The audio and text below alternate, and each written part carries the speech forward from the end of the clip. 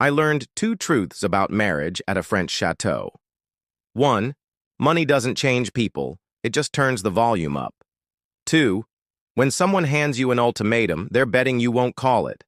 I'm Lucas Brandt, 34, bus driver's kid from Chicago turned IT consultant. I married Isabel, smart, gorgeous, and raised on old French money that came with a crest, a vineyard, and relatives who speak in compliments that leave bruises. For 7 years, I treated the red flags like party decorations. I learned their wines, their forks, their history, and how to smile while being measured like a thrift store suit. Her mother, Mireille, is a pearl necklace with a pulse.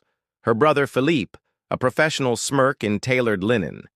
Isabel promised they'd come around. They didn't. They circled. Bordeaux. This year's reunion was at the family estate in Bordeaux. Turrets, tapestries, portraits of ancestors judging me in oil paint. I decided to keep my head down and my mouth shut. Good plan. Until dinner. The table looked like Versailles had a baby with a museum gift shop. I chose the correct fork. I laughed on cue. Then Felipe swirled his wine and went for sport. Still tinkering with those little projects, Lucas? Or something more substantial? The room hummed with imported laughter. 7 years of bite your tongue snapped. I stood, glass in hand. Oh, toast, I said, to a family that taught me gratitude, for the creativity it takes to make someone feel unwelcome with perfect table manners, for jokes that land like scalpels, for pearls sharp enough to cut. Silence. The chandelier held its breath. Mireille set down her glass. That's quite enough of your tantrum. I looked to my wife, the one person who should have been in my foxhole. She studied her plate. Dinner resumed in whispers. We walked the endless portrait hallway to our room where the wallpaper probably had a title deed. Isabel closed the door and folded her arms. You embarrassed me. 2 choices. Apologize to my family or leave. Ultimatums are bets.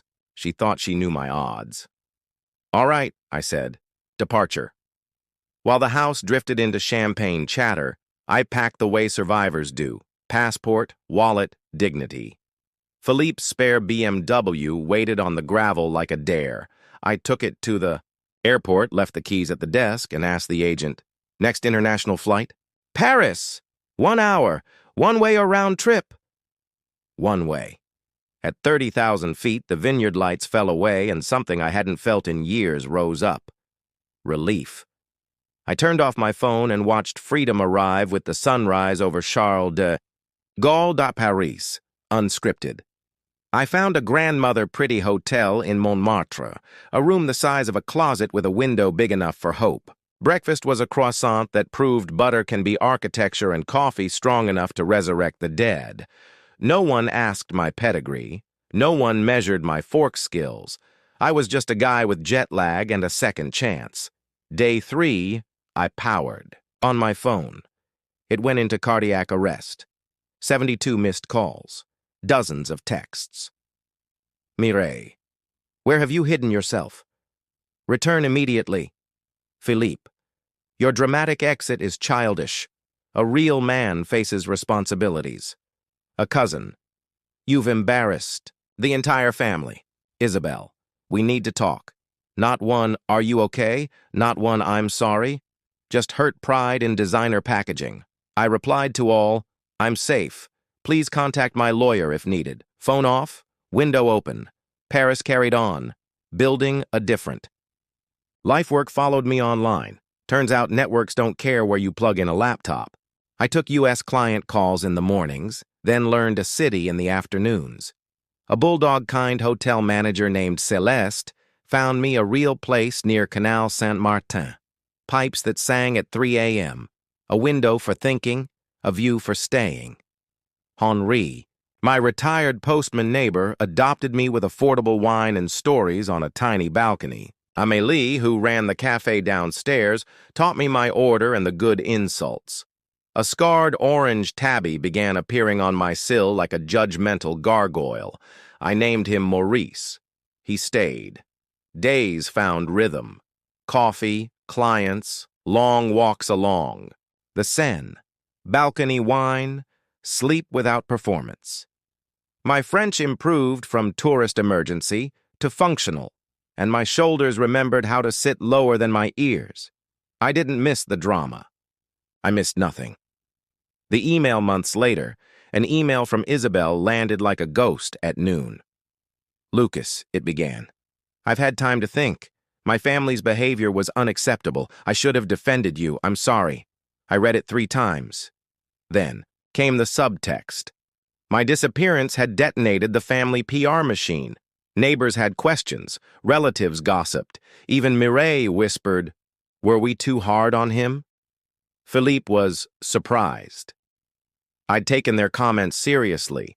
They wanted a restoration of the old order, newly glossed with empathy, an invitation technically, but some invitations are just leashes in nicer leather.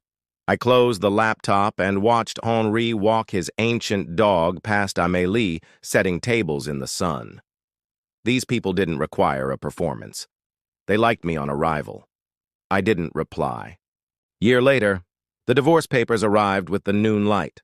All whereas and heretofore around a simple truth. We were done. I signed beside Maurice's tail and listened to Sacré-Cœur's bells roll down the hill like a benediction. Life had quietly refitted itself. My client list grew. I chose people who wanted results, not resumes. Friends filled the corners. Henri with emergency Bordeaux, Amélie with the good croissants. A circle that cared more about showing up than showing off. I started seeing Sophie, a documentary filmmaker who considered my Chicago vowels charming and my mom's librarian stories heroic. She preferred neighborhood bistros to temples of service, where the waiters act like you've inconvenienced them by existing.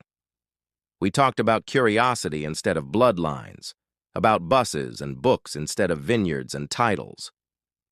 My apartment stopped being a hideout and became a home, thrifted chairs, records that skip in the right places, books stacked like ambitions. Maurice, sovereign of the sun patch, ignored my milestones with dignity. It felt perfect. What the chateau taught. Isabel's 2 choices were never apologize or leave. They were shrink to fit or live at scale. I chose Paris. I chose mornings that smelled like bread, neighbors who pour a glass before asking a question, work that respects outcomes, love that respects me. The best revenge against people who think you're not enough is a life that never consults them again. Sometimes the foundation isn't cracked, you're just in the wrong house. And sometimes a one-way ticket isn't running away, it's coming home.